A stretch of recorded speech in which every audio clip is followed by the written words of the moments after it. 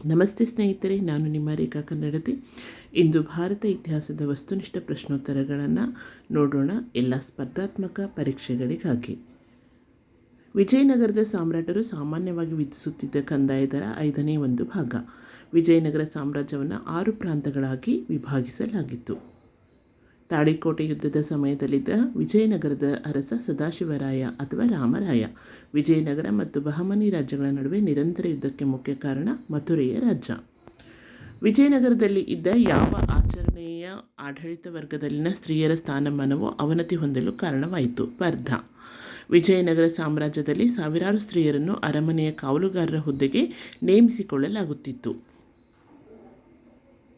ವಿಜಯನಗರ ಸಾಮ್ರಾಜ್ಯವು ವಾಣಿಜ್ಯ ಕ್ಷೇತ್ರಗಳ ಮೇಲೆ ಅಂತಿಮ ಲಾಭವನ್ನು ಧರಿಸಿ ಆದಾಯ ತೆರಿಗೆಯನ್ನು ವಿಧಿಸುತ್ತಿತ್ತು. ಯಾವ ವ್ಯಕ್ತಿಗಳಿಗೆ ಸದಾಶಿವರಾಯನು ವೃತ್ತಿ ತೆರಿಗೆಗಳನ್ನು ಮನ್ನಾ ಮಾಡಿದ್ದನು? ಕ್ಷೌರಿಕರು. ಯಾವ ಸೇನಾ ವಿಭಾಗದ ನಿರ್ವಹಣೆಗಾಗಿ ಸಾಮ್ರಾಜ್ಯದ ಆದಾಯವು ಅತಿ ಹೆಚ್ಚಾಗಿ ಸೋರಿ ಹೋಗುತ್ತಿತ್ತು? ಗಜದಳ.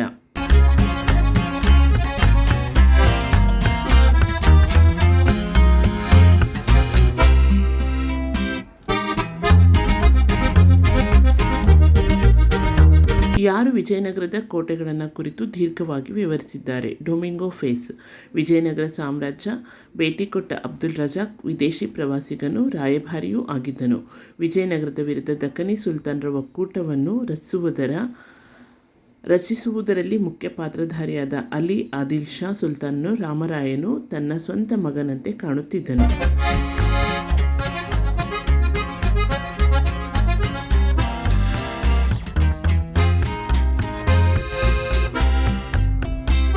ವಿದೇಶಿ ಪ್ರವಾಸಿಗರು ಉಲ್ಲೇಖಿಸಿರುವಂತೆ ವಿಜಯನಗರ ರಾಜ್ಯದಲ್ಲಿ ಅಸಂಖ್ಯ ರಕ್ತ ಬಲಿದಾನಗಳು ನಡೆಯುತ್ತಿದ್ದವು.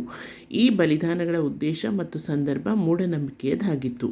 ವಿಜಯನಗರದಲ್ಲಿ ನಡೆಯುತ್ತಿದ್ದ ರಥೋತ್ಸವ ಎಂದರೆ ಹಬ್ಬದ ಆಚರಣೆಯ ಅಂತ್ಯದಲ್ಲಿ ಮೂರ್ತಿಯನ್ನು ರಥದಲ್ಲಿಟ್ಟು ಮೆರವಣಿಗೆ ಮಾಡುವುದು. ಯಾವ ವಿಜಯನಗರದ ದೊರೆಯು ವಿವಾಹ ತೆರಿಗೆಯನ್ನು ಪೂರ್ಣವಾಗಿ ಹಿಂತೆಗೆದುಕೊಂಡನು? ಕೃಷ್ಣದೇವರಾಯ. ಯಾವ ರಾಜರು ಭಕ್ತಿ ಪಂಥದ ಪ್ರಭಾವದಿಂದ ವಿಠೋಬನನ್ನು ಆರಾಧಿಸಲಾರಂಭಿಸಿದರು? ಕೃಷ್ಣದೇವರಾಯ. ವಿಜಯನಗರದ ರಾಜರು ವಿರೂಪಾಕ್ಷನ ಪರವಾಗಿ ಆಳ್ವಿಕೆ ನಡೆಸುವುದಾಗಿ ಹೇಳುತ್ತಿದ್ದರು. ವಿರೂಪಾಕ್ಷ ಶೈವದೇವ. ಯಾವ ಸಂಗೀತ ಸಾಧನವು ವಿಜಯನಗರ ಸಾಮ್ರಾಜ್ಯದಲ್ಲಿನ ಪ್ರಮುಖ ಸ್ಥಾನ ಪಡೆದಿತ್ತು? ವೀಣಾ. ಯಾವ ಆಟವು ವಿಜಯನಗರ ರಾಜ್ಯದಿಂದ ಮನ್ನಣೆ ಪಡೆದಿದ್ದು ಬಹುಮಾನ ನೀಡಲಾಗುತ್ತಿತ್ತು? ಚದುರಂಗ. ಯಾವ ಹಬ್ಬದ ಆಚರಣೆಯಲ್ಲಿ ವಿಜಯನಗರದ ರಾಜನ ಹಾಜರಾತಿ ಅವಶ್ಯವಾಗಿತ್ತು? ಜನ್ಮಾಷ್ಟಮಿ. ಇತ್ತೀಚೆಗೆ ಸಂಶೋಧನೆಗಳ ಪ್ರಕಾರ ವಿಜಯನಗರ ಮತ್ತು ಬಹುಮನಿ ಸುಲ್ತಾನರ ನಡುವಿನ ನಡೆದ ತಾಳಿಕೋಟೆ ಯುದ್ಧವು ನಿಖರವಾಗಿ ನಡೆದ ಸ್ಥಳವನ್ನು ರಕ್ಕಸತಂಗಡಿ ಹಳ್ಳಿಗಳ ನಡುವಿನ ಪ್ರದೇಶ ಎಂದು ಗುರುತಿಸಲಾಗಿದೆ.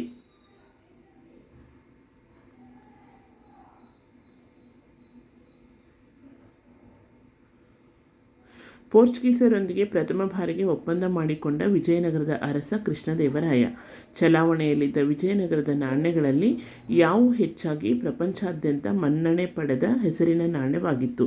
ವರಹ ಅಥವಾ ಪಗೋಡ. ವಿಜಯನಗರ ಕಾಲದ ಅತ್ಯುತ್ತಮ ಮಾದರಿಯ ಚಿತ್ರಕಲೆ ಲೇಪಾಕ್ಷಿ.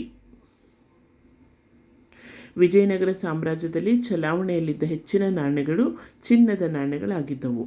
ವಿಜಯನಗರವು ಆನೆಗಳನ್ನು ಶ್ರೀಲಂಕಾ ಮತ್ತು ಪೆಗುಗಳಿಂದ ತರಿಸಿಕೊಳ್ಳುತ್ತಿತ್ತು. ಉತ್ತರ ಭಾರತದ ಆನೆಗಳನ್ನು ತರಿಸುವ ವ್ಯಾಪಾರಿ ಮಾರ್ಗವನ್ನು ಬಹುಮನಿಯರು ತಡೆಗಟ್ಟಿದ್ದರು. ನಿಮಗೆಲ್ಲ ಈ ವಿಡಿಯೋ ಇಷ್ಟ ಆಗಿದೆ ಅಂದ್ಕೊಂಡಿದ್ದೀನಿ. ಇಷ್ಟ ಆಗಿದ್ದರೆ ಲೈಕ್ ಮಾಡಿ, ಶೇರ್ ಮಾಡಿ. ಯಾರು ಫಸ್ಟ್ ಟೈಮ್ ಈ ಚಾನೆಲ್ನ ನೋಡ್ತಾ ಇದ್ದೀರೋ ಅವರು ಸಬ್ಸ್ಕ್ರೈಬ್ ಮಾಡೋದನ್ನು ಮರಿಬೇಡಿ. ಖಂಡಿತ ನಿಮ್ಮೆಲ್ಲರ ಪ್ರೋತ್ಸಾಹದೊಂದಿಗೆ ಮತ್ತೆ ವಿಡಿಯೋದೊಂದಿಗೆ ಸಿಗ್ತೀನಿ. ಧನ್ಯವಾದಗಳು ಸ್ನೇಹಿತರೆ.